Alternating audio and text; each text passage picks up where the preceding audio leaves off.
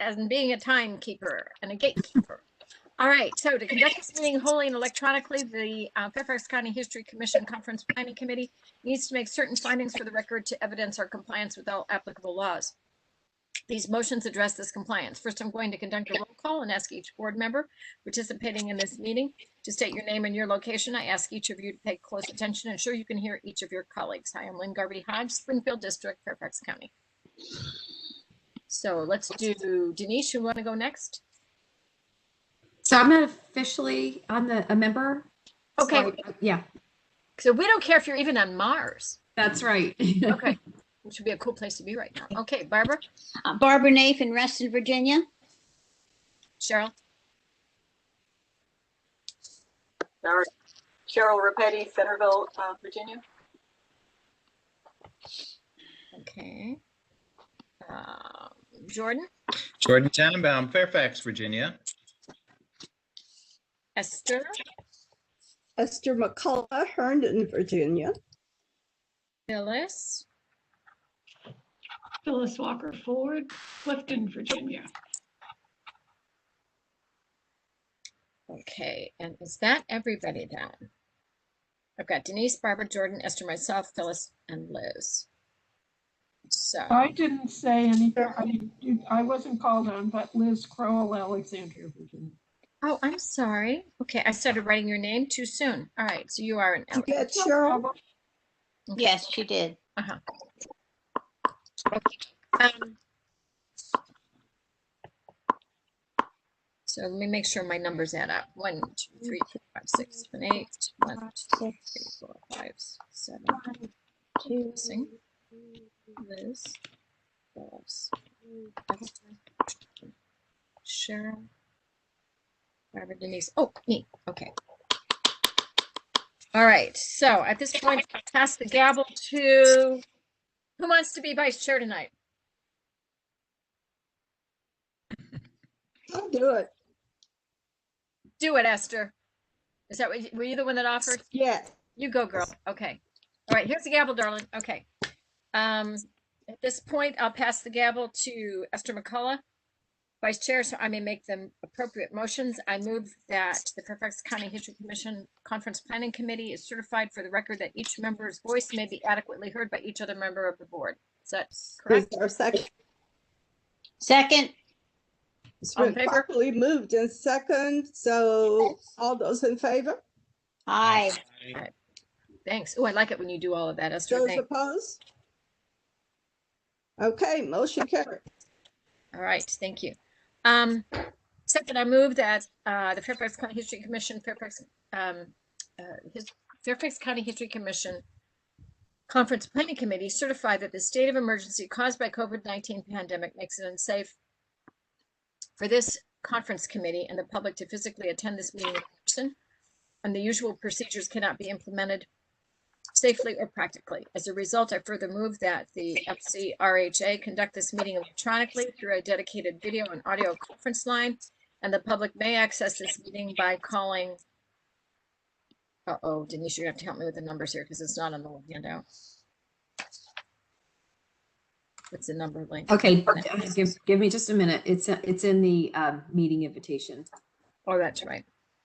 I'll probably get to it faster than me. I generally just say what numbers are specified on our website. Okay, so it's 1-844-621-3956, event number 179-890-4250. 4250. 50. Excellent. Okay. So that is our phone number and entering access code. All right. Third item. Is there a second? Yes, I second. Barbara Nafe seconds. Robert Nath second. All those in favor? Aye. Aye. Those opposed? Motion carries. And thirdly, we need to dispense with FOIA's usual procedures to assure continuity in government and to be able to continue operations. So finally, I move that the Conference Planning Committee certify that the members on its agenda today relate to the COVID-19 emergency itself are necessary for continuity in Fairfax County government and are statutorily required or necessary to continue operations and the discharge of the committee's lawful purposes, duties, and responsibilities. Is there a second? Second, Jordan seconds. Jordan seconds. All those in favor? Aye. Aye. Anyone opposed? Motion carries. I hand the gavel back to the chair, Lynn Garvey Hart. All right, thank you, Esther. We are going to have some fun tonight. I'm going to do some screen sharing and we're going to do some brainstorming. I've gotten a nice email from Barbara, which actually is in my stack of things I could show you too, talking about our first conference. I've got some ideas. I want to hear some more of yours, and I think if we kind of look and watch, that might be a good way to work together, kind of as if we had a big whiteboard in front of us. But what I want to show you first, before we get into that brainstorming, are some documents. Yay, Virginia Room. Yay, Virginia Room. So let me do some sharing here. Should I just hit share, Denise? Was that do it? She's, Yes, Lynn, just, Okay. just share screen. Let me see what's coming up. I don't see what all I had set aside. I've got all this stuff set aside for us. Let me see this here. there, There we go. We're seeing something. it's coming. I can't see it. You can see a black screen. It says viewing. Okay, so let me do, I'm gonna have to go down to the bottom here, I guess, and do. Yep. Here, let me start there. Can you all see that? Nope, We No, can see a black screen. it's a black screen. And how do I get to that? You have to be the host to have sharing, right? Yeah, we've Denise and I already figured that out, but it says not shared up here, so I don't know what to do about that. Yep. Let me try this one. I've already done that. I don't need to worry about that. This is well, you know what? I'm just not going to worry about that. It's So a wonderful page, what I'm looking at, and what I can do is send you the link when I do the summary that the county has put together called Our Immigrant Neighbors. And it talks about the 15 different countries of birth here, languages spoken at home, 83.1% of immigrants aged 5 and older speak English well or very well. 73.3% of immigrants aged 16 and over are in the labor force. Just pie chart, bar graph, all kinds of information about what is going on with our present community. And it's just kind of a fascinating, oh, now it says I'm sharing. Did that come through? Nope. Gosh darn it. I wonder, let me try something here. So Lynn, What? if you stop sharing your screen Mhm. and then open the web page that you're talking about, and so it shows up on your screen, and then start sharing your screen again, you'll be able to see it as a choice. Okay, so let me go back to here. How do I get back there? Just a minute. I have it open. Oops. Make it smaller. Come on. To get to where I need to get to that button at the bottom, I got to make this a little bit smaller. Come on, folks. What is this doing? There we go. All right, that should do it.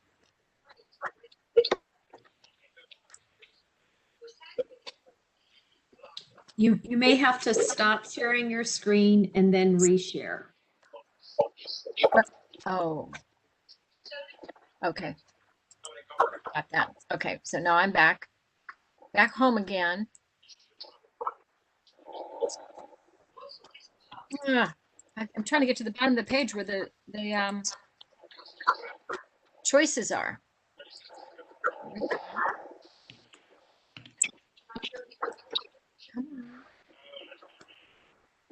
So on our end, it does not look like you have stopped sharing your screen. It's just a big black thing. Oh, well, that's because I can't. My screen is not letting me get down to that very bottom of the page, you know, where you. Gosh darn it. Let me take that up higher. You know, you have your choice at the bottom where you can do microphone and all of that stuff. Yeah, yeah. I can't get to that right now. Oh, wait a minute. It's at the top of the page right now. I was about to tell you to go to the top. Okay. All right. So I'm going to do share and share my screen Okay, now. there we go. Can you see it? Yes. Okay. How can I get back to it so I can see it? Just made that tiny. Okay, so I just wanted to show this to you very quickly. It's so very cool. Talks about who's got health insurance, percent below poverty, all over the county, all the different countries these folks are in. So I will take this link and send it to you all when I do this. All right, I think you'll just find it fascinating. And I didn't realize. I mean, look at the breakdown of what our county is. It's El Salvador, India, Korea, Vietnam, Philippines. Those are the top ones. Then it goes from there down to China, Peru, Ethiopia, Bolivia, Pakistan, Mexico, Guatemala, Iran, Afghanistan, and Honduras. So very, very interesting. Okay, so let me minimize that. Did it just go away for you? Is it still up? There's your baby. Yeah, we see Pee-wee. Oh, yes, that's Pee-wee. That's Pee-wee. I have a better picture of him, but we aren't here for that tonight. So let me find another thing to share here. I wanted to share with you this wonderful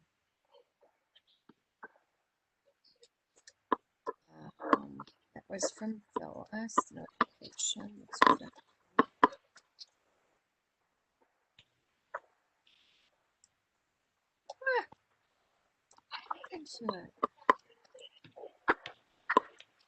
Well, it's a long report that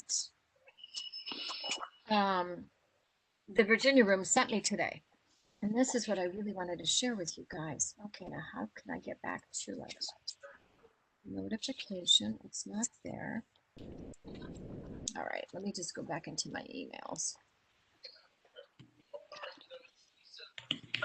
So, thank you for your patience. Thank you for your patience. Out of that.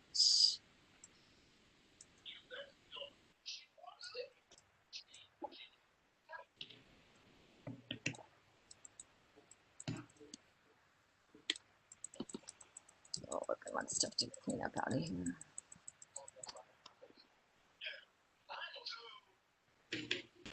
It's a wonderful document, and it's called Someone Named Campbell Gibson. Are you guys familiar with this person?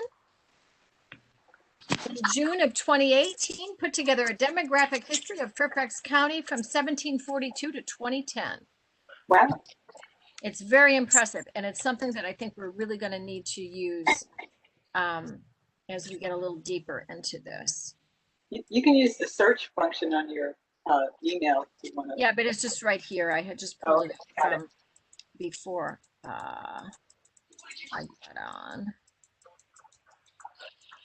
Come on. Kim from Elaine. There we go. There's Elaine. Demographic history of Fairfax County. Can you see that? Mm-hmm. Yes? Yes. Yay. All right. So wait to see how cool this is. Population of the 1790 area of Fairfax County. Look at this. Is this not amazing? There's 1790. How many people in Fairfax County at specific census, and then outside the county it's at a specific census. So outside Fairfax County at that time included Alexandria, Arlington, Alexandria Independent, Falls Church Independent, Fairfax Independent City. All right, so you get to see That's the general population. And then we go into, now we start to see the different districts. And then we go into, well, that's, I don't know why Montgomery County's in there, but anyway, it is. Then we get into population by race and Hispanic origin for Fairfax County, 1990 to 2010. So they kind of go backwards here. But look at all the different color codings here. All right, so we've got African American, American Indian and Alaskan, Asian, Hispanic, population by race. This is now 1790 to 2010. And you can see where this huge jump happens on this page. I am on figure P5. You can see what happens between 1950. Can you see my little cursor? Yeah, okay. So 1950, 1960, 1970. Look at it just goes soaring. 1990, 2000, 2010. So pretty amazing. So I think we've got some good data here. And I will send, this will be an attachment to my summary email here too. Okay? Okay. We're good on that? I'm going to close out of that. You don't need to know about Cisco. You don't need to know about that email. You don't need to know about that. But I do have, voila, can you see that? Can you guys see my little grid? Mhm. You can? Okay. Now this is a draft. See those big letters? This is a draft. So this is got lots of work to do on it yet. But I began to think about, because in the email I sent you all, you know, we talked last time about schools, the economy, the county's infrastructure, you know, traffic, even churches and so forth. So I know we wanted to do sort of reconstruction for this conference. Let me make this clearer here. And I have a person to suggest for this year, and then we can go back and just kind of brainstorm what else could fit into this year's conference, if this is the focus area, like reconstruction to the end of the turn of the century into the 1900s. There is a gentleman named Noah Cincinnati. I have heard him speak. He spoke at the Bull Run Civil War Roundtable about the economics of slavery. And it was one of the most riveting presentations I have ever seen and heard. And the whole room was silent. The whole room was silent because he reminded us how interwoven different economies were to the slave trade. And yes, the North did not want slavery, but yet they were still kind of hooked into it. All different kinds of insurance companies that to this day, like New York Met, began their company by individually insuring slaves for slave owners, much as we would insure cars today. Now, nobody ever talks about this. Noah goes back and talks about the Ivy League schools and their interwoven realities of slavery. He talks about groups like the Brooks Brothers, all right, who got their start, you know, much earlier in the 1800s, manufacturing the thin linen sheaths that the slaves wore on the auction block. I mean, who knew? So many key companies began that we wouldn't even know today, began as a result of slavery. And and especially Phyllis, you and Esther, to honor the passion that I share with you about beginning where we were. It feels to me, I don't know, I may be out left field, but I just thought this would be a starting point for us. That if we take a look at what was going on economically across the country, we'd have some idea of the difficulty in changing and moving on, and why things, even though Reconstruction had the best of intentions, why I mean, what it really was systemic racism back then that still exists today. So anyway, I thought that Noah might be an outstanding keynote speaker. A friend of mine just heard him speak today at an Ollie presentation. Over 100 people were there, and she said you could have heard a pin drop, and that's how I felt at the round table too. So anyway, that was a thought that I have. And then beyond that, let's just do some little brainstorming. But tell me first, are we off base there, or should we fill that in somehow? I don't know. What do you guys think? So what's his name? I'm sorry? What is his name? Noah Cincinnati. He's a professor at George Mason. At Nova. Oh, is it Nova? I'm sorry. My mistake. My mistake. Thank you, Cheryl. Thanks for the catch. Yeah, I'm just Googling him as you're talking. That's why. All right. No, that's great. I'm glad you're doing that. Keep me on track here. Me too. That is interesting. It is. And you know what? PhD from Johns Hopkins. Wow. I'm impressed. You can't listen to him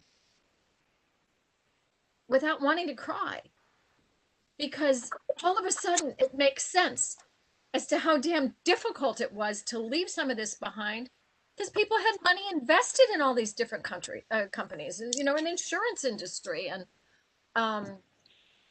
so on and so forth. It's an incredibly compelling presentation. So I just had this brainstorm today that after my friend Lucia said she'd heard him speak to Ollie, that maybe he would be a great keynote speaker, and around that presentation we could branch off in terms of how it affected Fairfax County.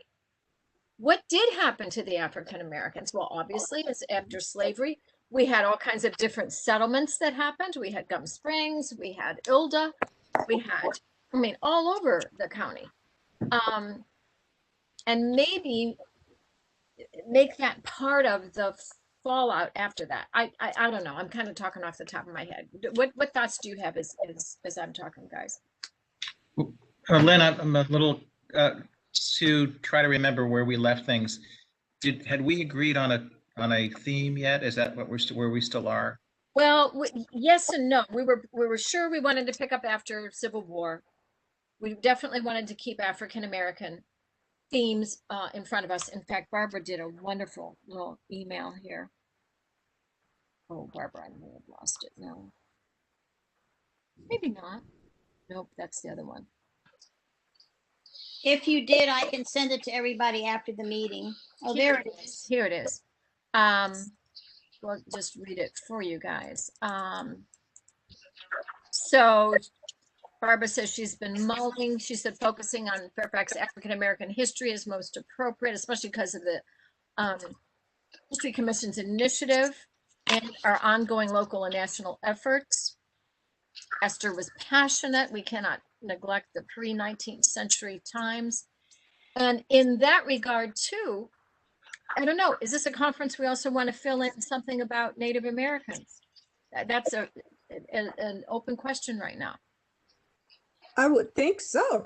Okay. All right. So we need to wait a minute. Let me go back here. How would you come back and pick them up? They were here. Yeah, exactly. So maybe let me switch this around for the time being. How many years are we talking about again? Is it 1, 5, or 4 that we're talking in terms of progressing to the is it basically from the Civil War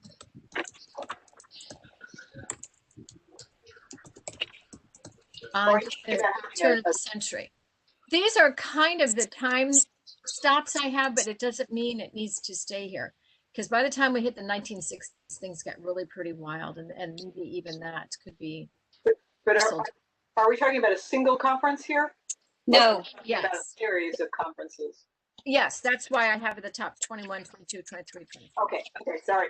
I need my glasses. So It's all right. we would naturally then probably begin with Native American. I mean, the problem obviously is there are no Native Americans in the area around Fairfax. There are. Yeah, there are. What's that? Yeah, there are. Bob? Yes, they are. Oh, yes, there's a annual Indian conference every year at Riverbend Park Uh-huh. in Great Yeah, Falls. but They don't live here. they don't live here. Well, some don't. From elsewhere in Virginia mostly. That's right. There are several recognized tribes, recently recognized, the Mattaponi and I think one or two others, but they're in other places in Virginia. That's right. And But we not- could, yeah, I mean, you certainly, people wouldn't know much about Native Americans here. That would be something we'd have to bring probably some educators in to talk about Well, that, you know. okay, so hang on. Can I jump in here for just a second, Jordan? Because Yeah. what you just said is magical. Yes, we need to have kind of a touchstone on the topic of Native American. You know, they were here in the 1950s. Just FYI, they were still called Redskins, like not in a nice way. You can go to Liz in the archaeology and all of the record that our own archaeology has on this, and that's where you will get people. Exactly. Mike Johnson Mike retired. Johnson, exactly. I was going to You say don't- that. I mean, and Liz is here. Yeah, no, I was going to say there's a woman who is a relatively recent PhD from College of William and Mary. Her name's Ashley Atkins Spivey, and she is Native American from one of the recently federally recognized tribes, and she's very good. She came up and spoke at something that had been put together at Franklin Baptist Church a number of years ago when Michelle Edwards was still here, Barbara. Yeah. And I mean, she would be somebody who could perhaps just talk about, generally about Native Americans in Virginia. I mean, from the perspective of being a Native American. Yeah. Last name again? Her Spivey? name is Ashley Atkins Spivey. She a Pamunkey? Yeah, she's a Pamunkey. Uh-huh. Yeah. So, you know, this might be. Is that spelled that right? The Pamunkey. Pamunkey, the No, no, Pamunkey. no W. Yeah. So this would be actually a good place to start. And given the fact that we are on land that was owned but lived in by other people, which is always something that we need to remember. And I think more and more you'll hear it at conferences. We could also use this to partner with the archaeology, Fairfax Archaeology Group. I think that would be nice. Yes, correct. And I know that Sally's very involved in that, and Liz, of course, you are too. That would be nice to partner with them. Liz is the director of the whole program, so. Oh, okay. Liz, what do you think? Sorry about that, Liz. I didn't mean to demean your position. No, that's fine. I mean, certainly, FOFA is heavily involved with a lot of the public outreach and Right. public participation work we do. In fact, we have something coming up in 2 weeks that we're doing collaboratively with Gunston Hall. And we've been doing that now for 12 or 14 years, and it's Archaeology and Collections branch of the Park Authority, Friends of Fairfax Archaeology, and Gunston Hall. And every springtime, usually in March, we have a conference. This year it's going to be virtual. There are 4 speakers, but we've done a whole variety of different topics, etc. there. So,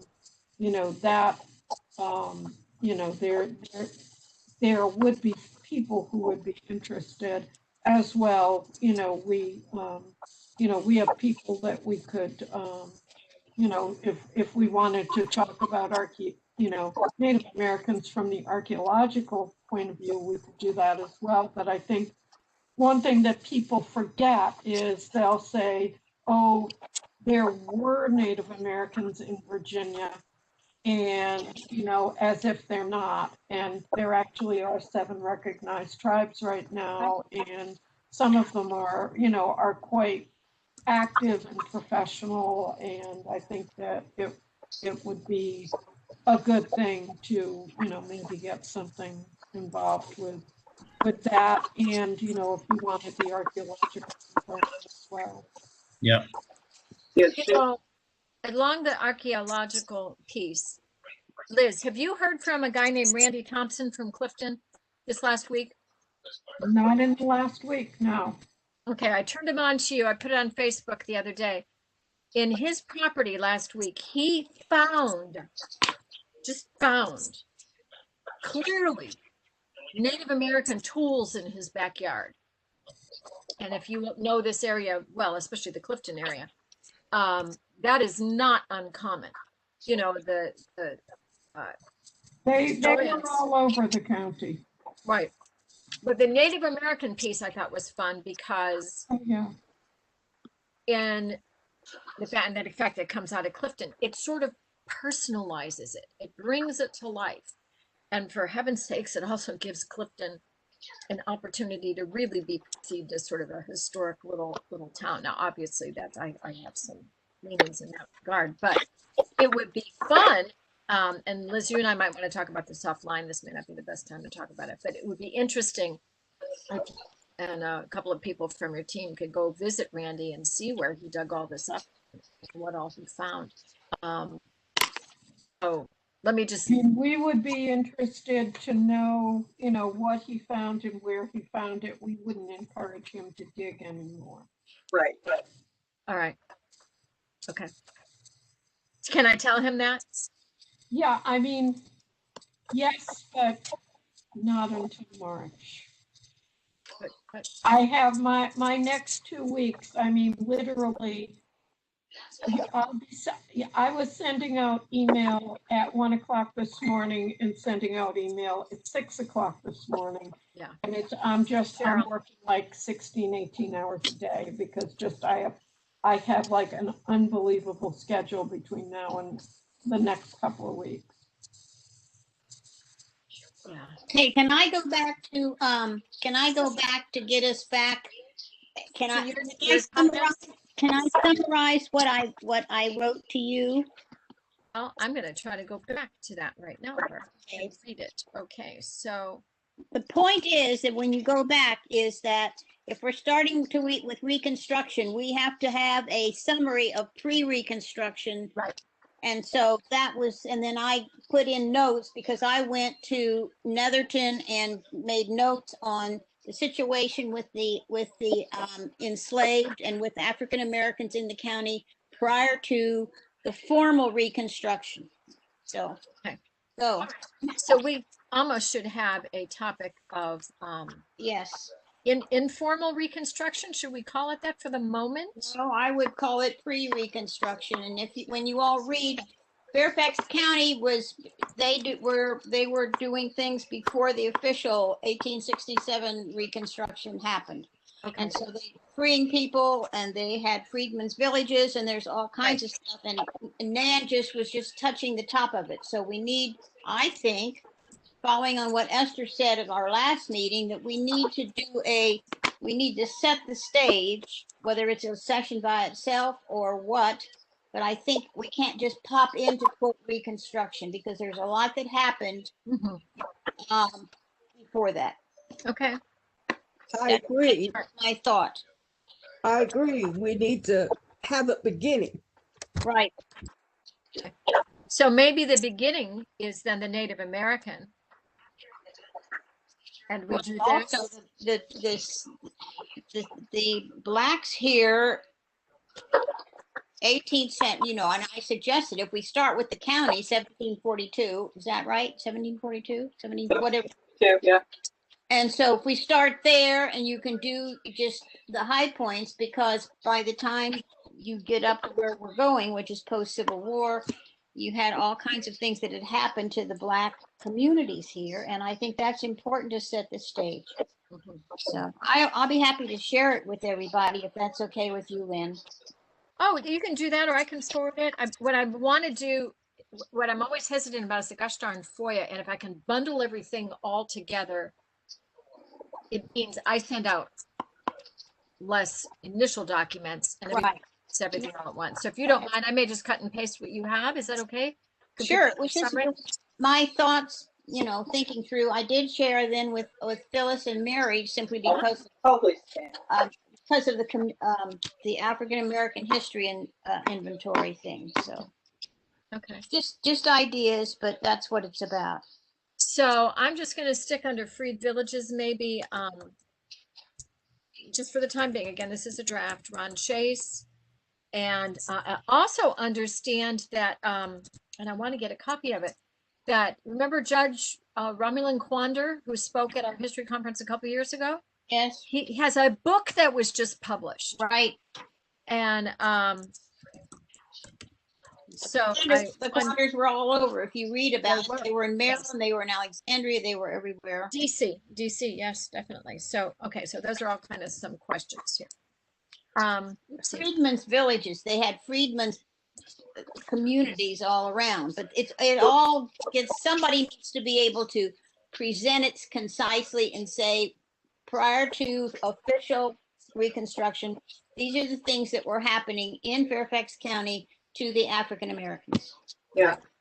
Yeah, I mean, there were free African American communities, as a result of people manumitting enslaved people. Right.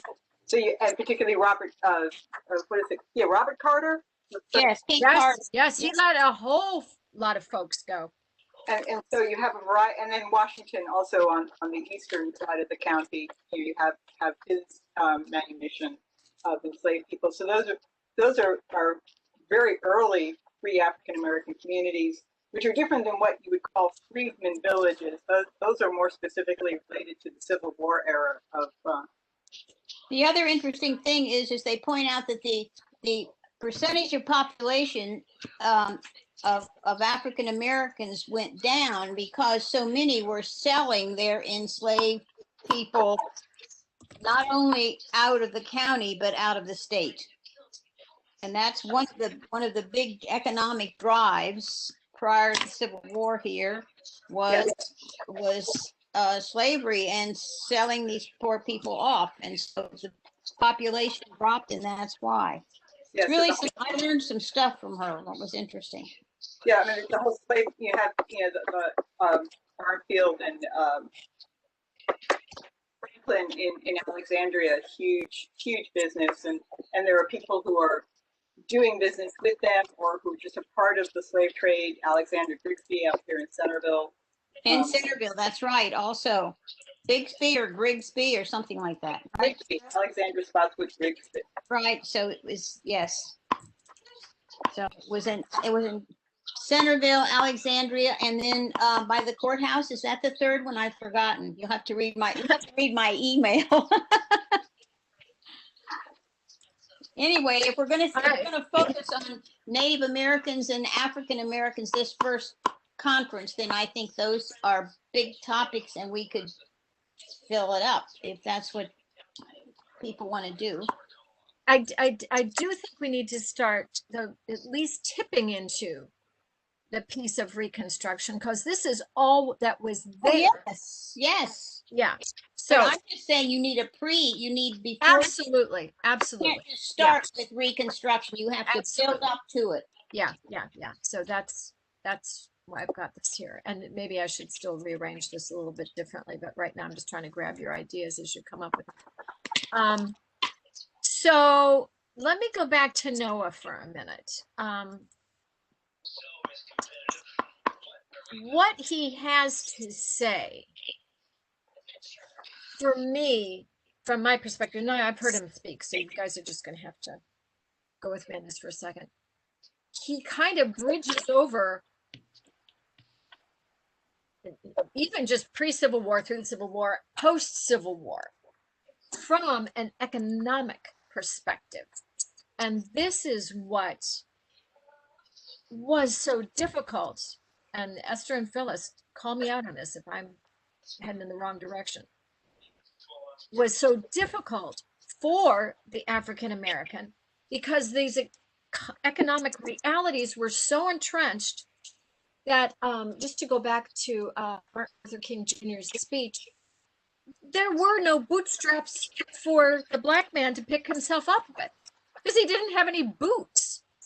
And so that's what I want to really drive home here is, you know, this wasn't an easy, well, fine, okay, I'm going to leave Alexandria, Virginia, and I'm going to head on up to Pittsburgh and I'm going to make it work. It didn't, the culture wasn't set up that way.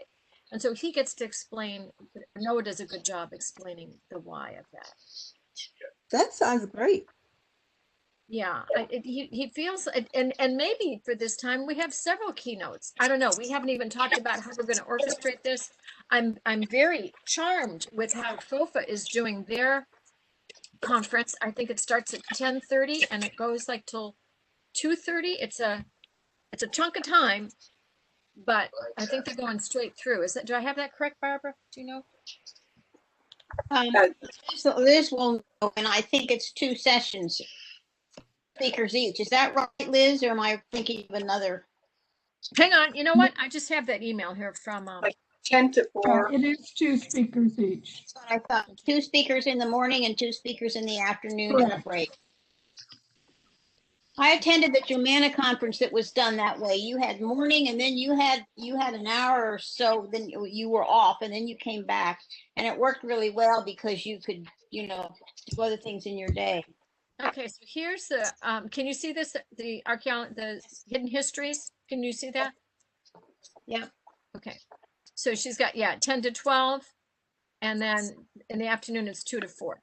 If we're going to do virtual, I think that's an interesting approach, but that's I do just, too. I do too, Barbara. I do too, because it gives people time to get stuff done in the morning before 10 o'clock and a little bit of time for lunch and then kick back in again. which So, means all we right. only have 4 speakers, so we really got to get focused. Well, then we don't have to follow theirs exactly. And, you know, who knows? Maybe we'll actually get to have a real conference this year. It's just, I just don't know. I don't know. Let's not fool ourselves. Let's just plan virtual and go forward with it. I think you're right, Esther. I think you're right. I think you're definitely right. And obviously I have a very selfish reason for wanting to see all this happen, because then that would mean I could go to France. Okay. Here we go. Well, that sounds like a chunk. It sounds like we have a starting point and we can get to Reconstruction. We can get to Reconstruction and we can get to some of the fallout. One of the other things I wondered, I don't think so much in this area, but in that post-Civil War, and if we're going to talk about immigrants, but I don't think it was so much here, obviously, at all in Fairfax County, but this is when, you know, importation, actually it was before this. When was the golden spike put down in Utah? Was that 1867? Let me see.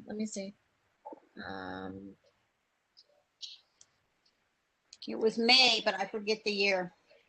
Yeah. Stephen Ambrose's book. Nothing like it in the world. It's the title. Post Civil War. Okay, let's see here.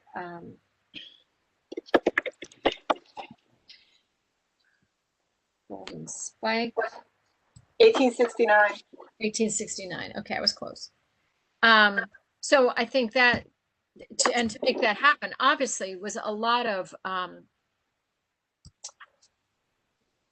Chinese, Asian labor, but also you had, beginning in 1845, and I know this affected this area, was the influx of the Irish. The influx of the Irish. And the potato blight was sort of when the second wave of Irish came in. It was 1845.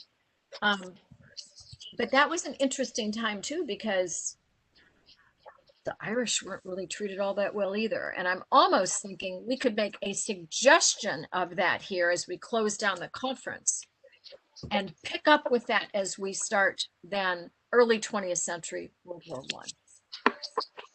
Because it's estimated between 4.5 million Irish came to America between 1820 and 1930. So They all it was- I'm what's that?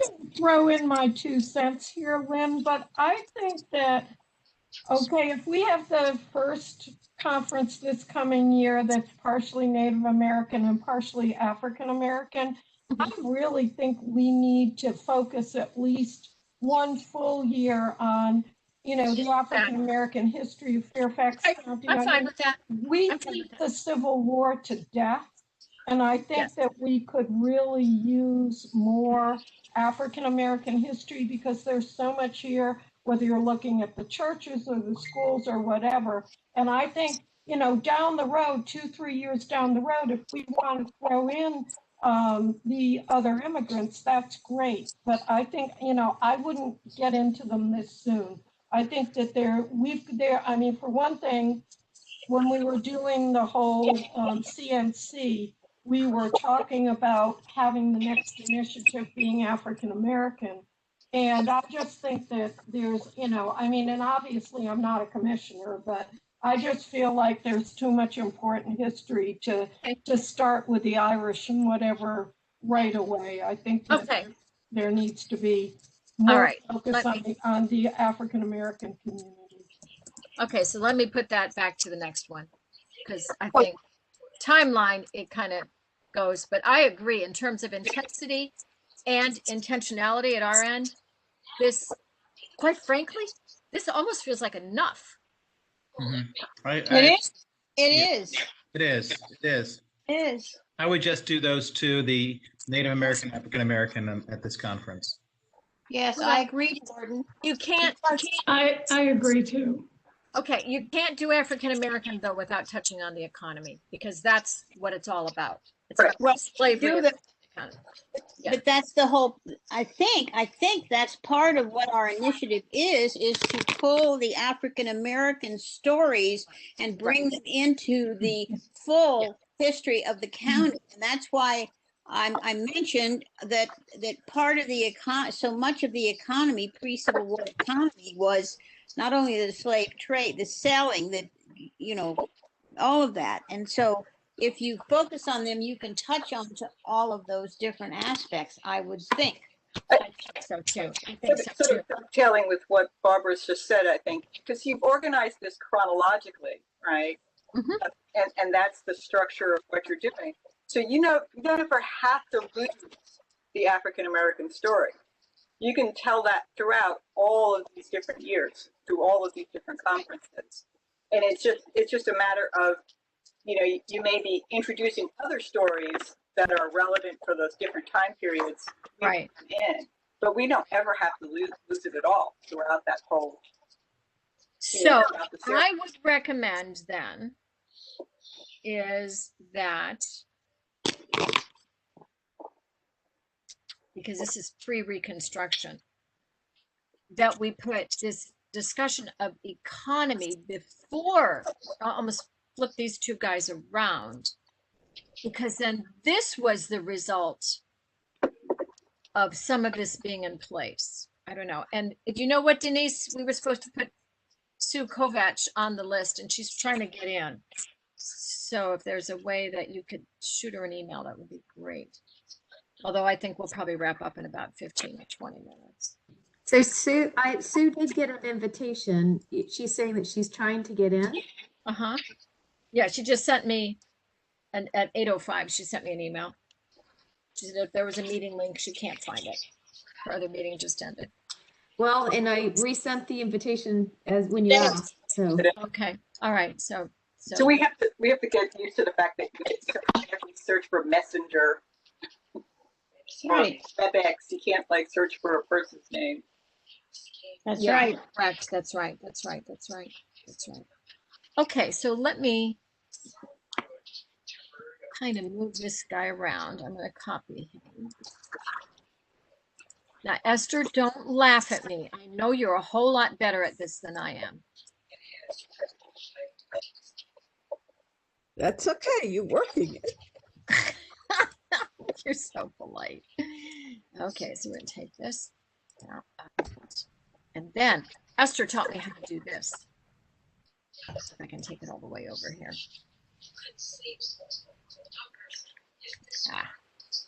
There we go.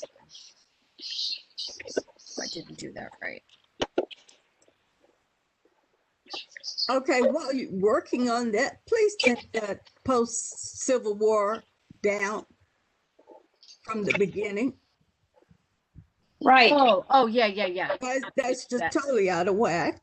Put it at the end. Yeah.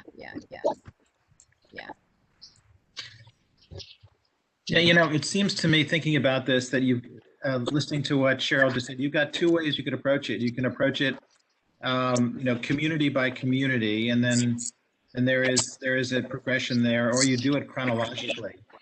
But I think if you do both, it might not. I mean, there's so much to talk about, really, with the history of the African American community in Fairfax County.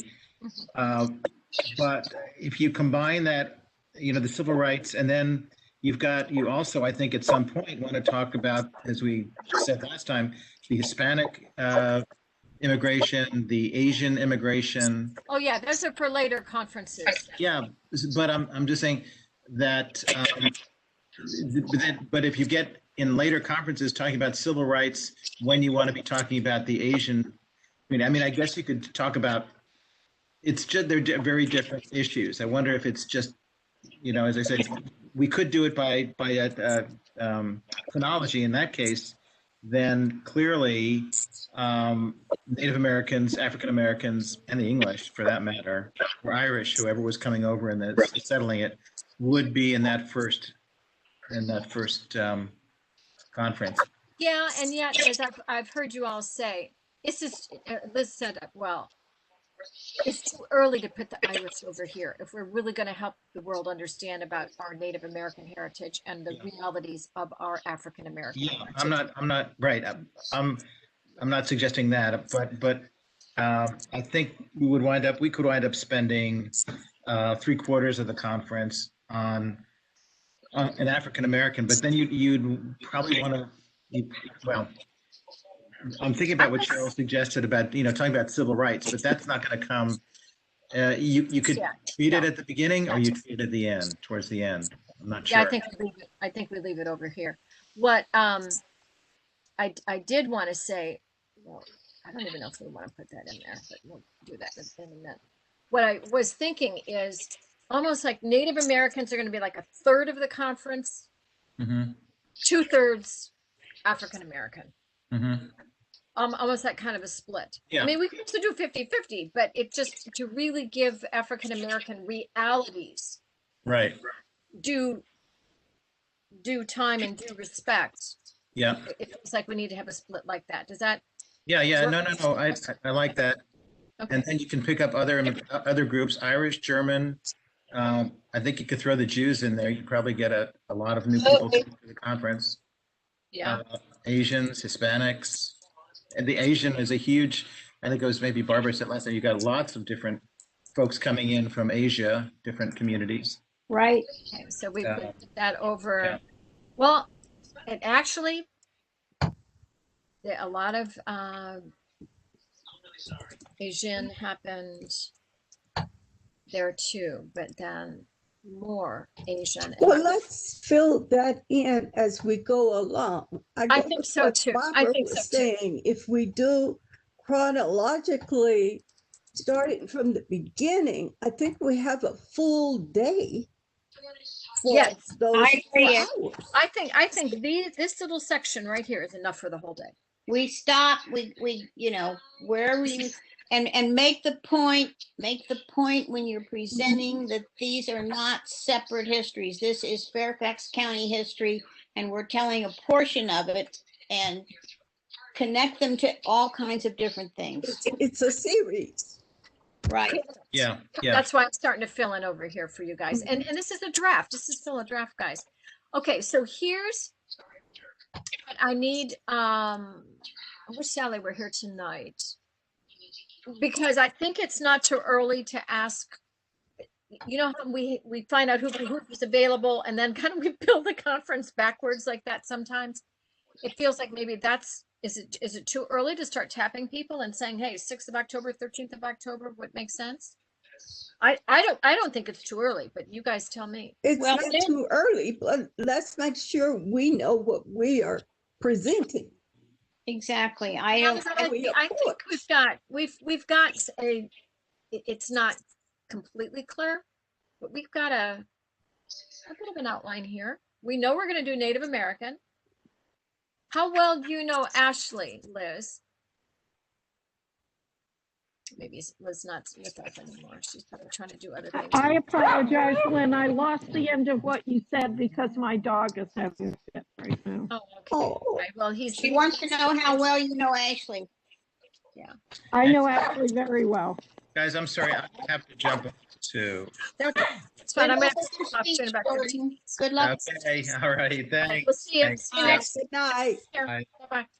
Thank you. Well, just have Liz. Liz can talk with Sally, but you know, if Liz knows her and has heard her, and she's you know, she's a scholar of this, then that's good.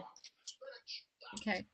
And maybe She's a professional colleague. She has presented in Fairfax County before. She also has presented at archaeological conferences, like I said, a few years ago when Michelle Edwards was still at Framingham Farm Park.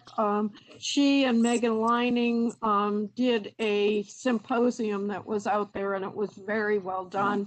And Ashley's presentation was very good, but I've also seen her make presentations at archaeological conferences and such, so I could reach out to her and see if she's willing to participate. okay. All right. Good, And some specific dates, just throw out the 6th and 13th of November, just because that kind of keeps us within the same time frame as before. In terms of Sally, are you helping Sally, Liz, with the FOFO conference, or should I talk to her directly? What do you And that's Actually, Sally has not been all that involved with the FOFA conference this Oh, year because of her mom. Yeah, I mean, usually I find the speakers and you do. Okay. then FOFA a lot of times will end up being doing the logistics like the food and other things like that. Although, you know, there from time to time, someone like John Mullen or others will know speakers, but this year's speakers are folks that I lined up. And some of them were left over from our aborted conference last year. So, because we had it all set up and then we had to cancel because I imagine that Sally would be happy to have you do that, and because of her situation. right, yeah, because right now, you know, she really has to. Her mom fell down twice within days, and so she really is. You know, she's having to really focus herself on her mom. Yeah. Well, family comes first. Family always comes first. Okay. Okay. So checking with Ashley. I'm going to check in with Noah. What about Phyllis, some other folks beyond Ron and Judge Quander, although, you know, the audiences love them when we have them. So what other thoughts do you have here? Esther, what else can we do here? I think there are some other people. Once we put the time frames in and sort of square what we want, I'm thinking that Dr. Evelyn Russell could probably do something to set the stage for where we are with an opening. She's a retired African American educator from here in Fairfax County. I don't think I have her name right. Edwina? But she's also a history major and has done some speaking. That would in be the area. great. How's her first name spelled, Phyllis? It's Evelyn. Evelyn Russell. Okay. Okay. And so maybe she could kind of help set the stage before Native American or after? I'm thinking After. yeah, After. That's what I would have thought too. Okay, so I'll leave her name down here. Okay. Yeah, you mentioned freedmen's villages. Freedmen's.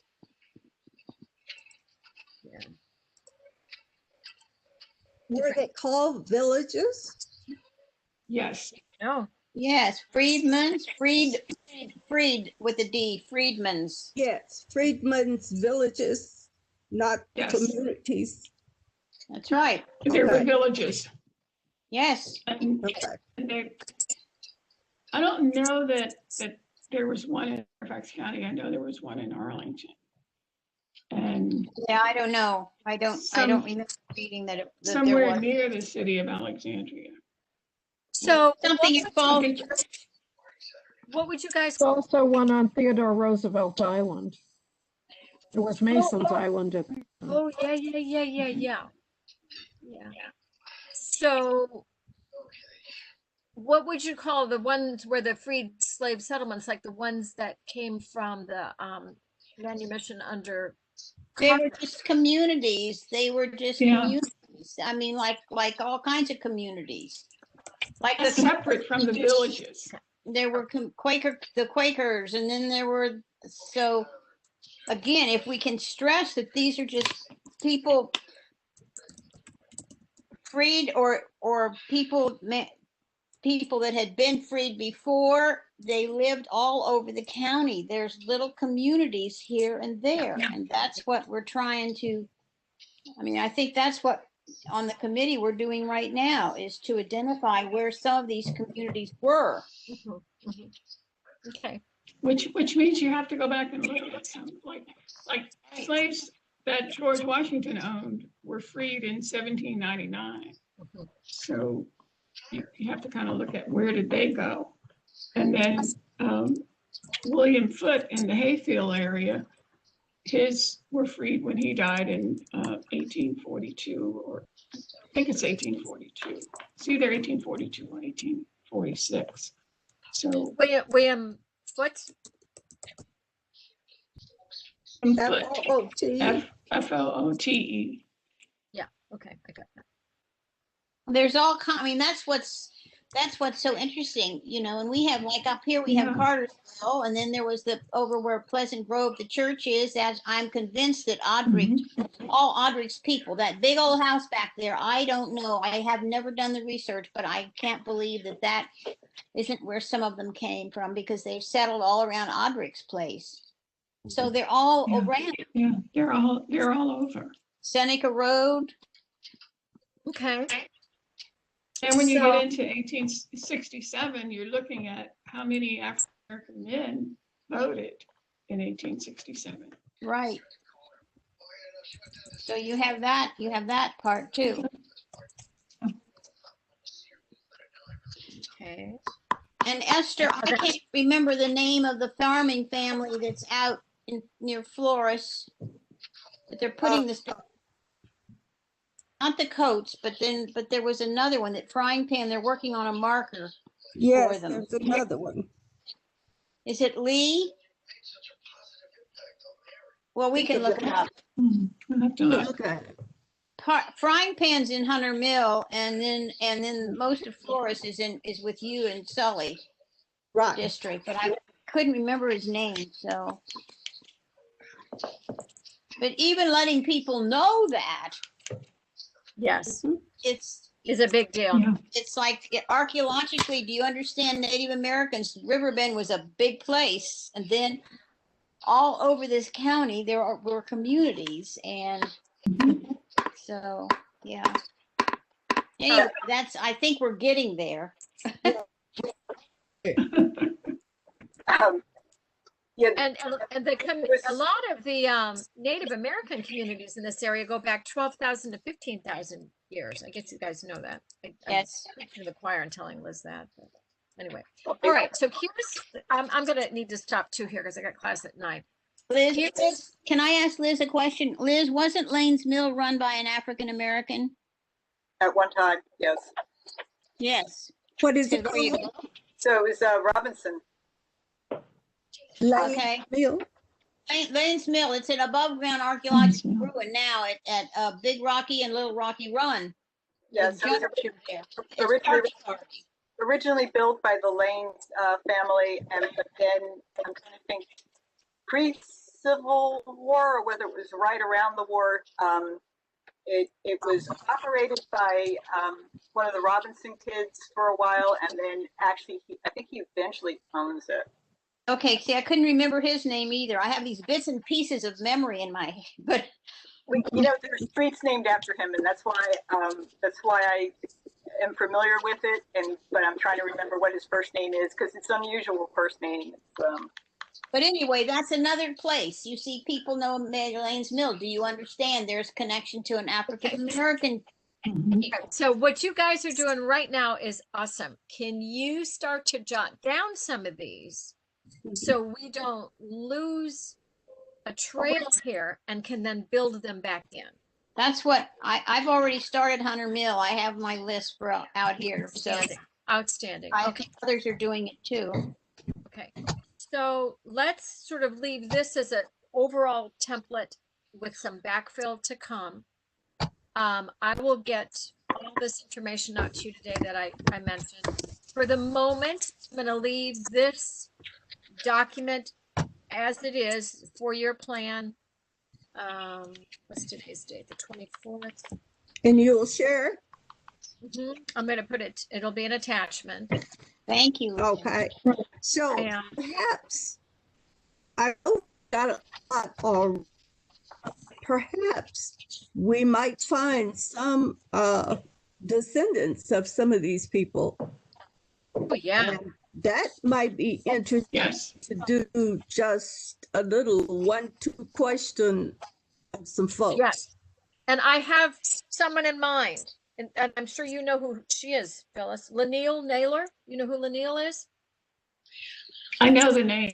Okay. I'm trying to get her to do Sophie Beckwith here in Clifton as a reenactment possibility. She's related to everybody. She's a Harris, she's a Beck, she's a Carter, she's just a Naylor from Manassas. She's just related to everyone. Neil. Yeah. Linneall.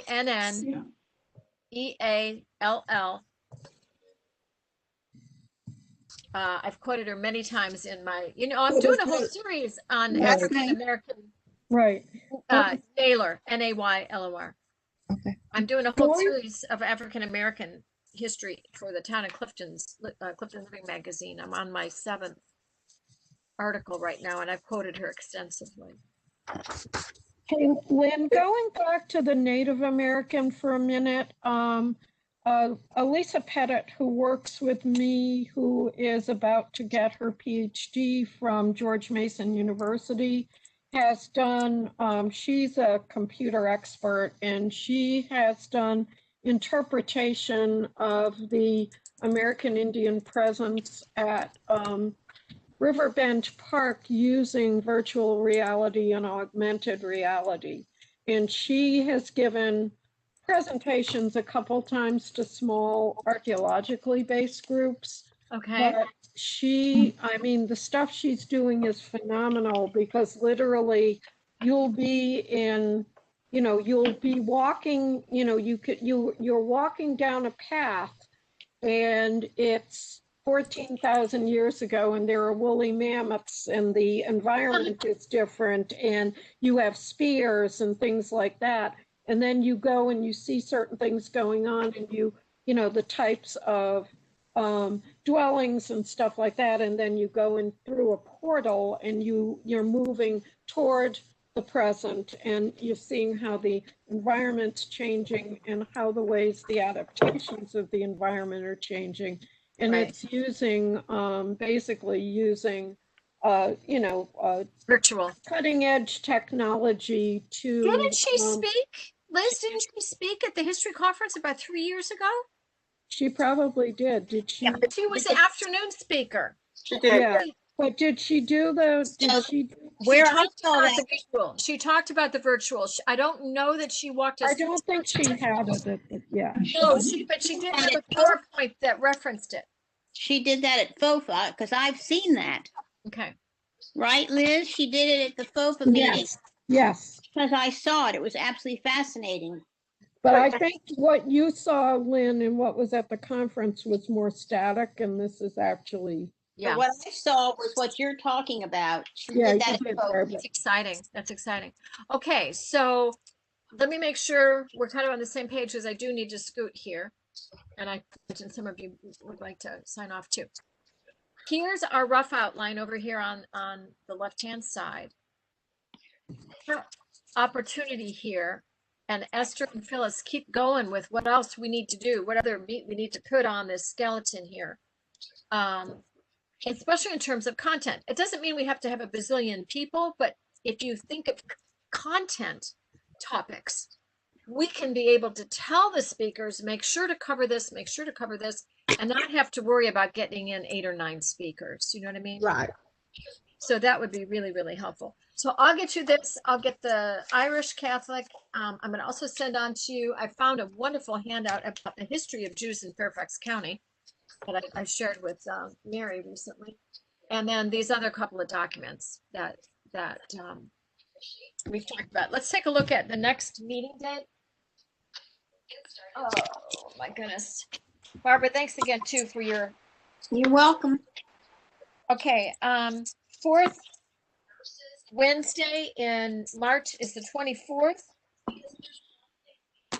Should we put that in again? Fine with me. Okay. Everybody else is okay with that? Sounds great. Okie dokie. All right. So Denise, you have that date, the 24th of March. And by then we should be able to kind of scope out. We'll have some yay or nays on speakers, a little bit more fluff in terms of content, more intense information. And maybe then can start to think about the conference title, so we can at least try to position it on the website as, you know, coming soon. I don't know, that maybe will be in April. I don't know. Anything else you guys can think of right now? I think Yeah, we did tonight. I thought we really did a lot tonight too, Esther. Thank you. Thank you guys for all of your commitment and energy here, and my God, for your intellectual capital. It's really, really appreciated. And I think we're going to have a gosh darn good time with this conference this year. I think we're just going to knock it out of the ballpark again. But you know, that happens every year. It's like it gets better and better. So Well, we've had an audience several years that have asked for the African American history, so this is the year to do it. absolutely, and we need to let Thelma know. And we need to let we need to let Kamala know. Oh, maybe she could be a keynote. I don't know. No. She's too busy. But too busy, and she's also too branched. She's got a lot of heritage in that little tiny body. Okay, ladies, it's been fun as always. If you can't think of anything, let's go ahead and sign off. I move that we go ahead and adjourn, and I'll see you all next week. Terry, you can't move, but I move for you.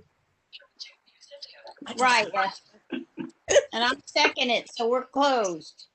Yes. Right. Remember, we're being recorded. Yeah, we are being recorded. All right, you guys, take care. Have a good evening. I'm off to class until 10:30.